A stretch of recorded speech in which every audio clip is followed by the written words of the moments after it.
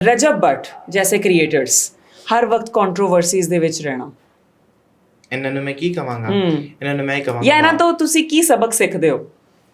ਇਹਨਾਂ ਤੋਂ ਸਬਕ ਤੇ ਖੈਰ ਕੋਈ ਸਿੱਖਣ ਵਾਲਾ ਹੈ ਨਹੀਂ। ਅੱਛਾ, ਸਹੀ ਹੈ, ਮੈਂ ਹੀ ਕਵਾਂਗਾ ਬਾਜ਼ ਆ ਜਾਣ ਕਿਸ ਚੀਜ਼ ਤੋਂ? ਹਰ ਚੀਜ਼ ਤੋਂ। ਜਿੱਦਾਂ ਵਲੌਗਿੰਗ ਬੰਦ ਕਰ ਦੇਣ, ਵਲੌਗਿੰਗ ਕਰਨ ਲੇਕਿਨ ਅੱਛੇ ਟੌਪਿਕ ਤੇ ਕਰਨ। ਵਲੌਗਿੰਗ 'ਚ ਜ਼ਰੂਰੀ ਨਹੀਂ ਕਿ ਤੁਸੀਂ ਸਿਰਫ ਆਪਣੀ ਮਾਂ ਭੈਣ ਦਾ ਕਮਰਾ ਦਿਖਾਓ ਜਾਂ ਤੁਸੀਂ ਆਪਣੀ ਪਰਸਨਲ ਲਾਈਫ ਸ਼ੇਅਰ ਕਰੋ ਜਾਂ ਤੁਸੀਂ ਆਪਣੀ ਬੀਵੀ ਦੀ ਇੱਜ਼ਤ ਉਛਾਲੋ। ਇਹ ਚੀਜ਼ਾਂ ਜ਼ਰੂਰੀ ਨਹੀਂ। ਵਲੌਗਿੰਗ ਹੋਰ ਵੀ ਬੜੀ ਚੀਜ਼ਾਂ ਤੇ ਹੋ ਸਕਦੀ ਹੈ।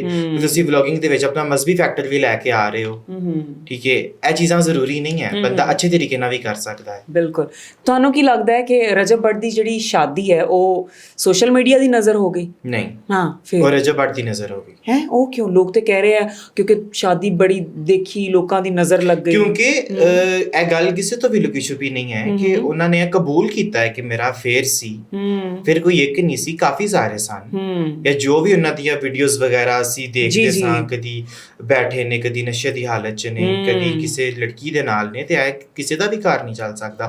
ਫਿਰ ਤੁਸੀਂ ਸਿਰਫ ਲੜਕੀ ਨੂੰ ਕਹੋ ਕਿ ਤੂੰ ਕੰਪਰੋਮਾਈਜ਼ ਕਰਕੇ ਰਹਿਣਾ ਹੈ, ਤੇ ਇਹ ਗੱਲ ਅੱਛੀ ਨਹੀਂ ਨਾ ਹੈਗੀ। ਅਗਰ ਉਸ ਜਗ੍ਹਾ ਤੇ ਅਸੀਂ ਆਪਣੀ ਭੈਣ ਨੂੰ ਰੱਖ ਕੇ ਦੇਖੀਏ ਤੇ ਕਿਹੜਾ ਬੰਦਾ ਇਹ ਚੀਜ਼ ਕਬੂਲ ਕਰੇਗਾ?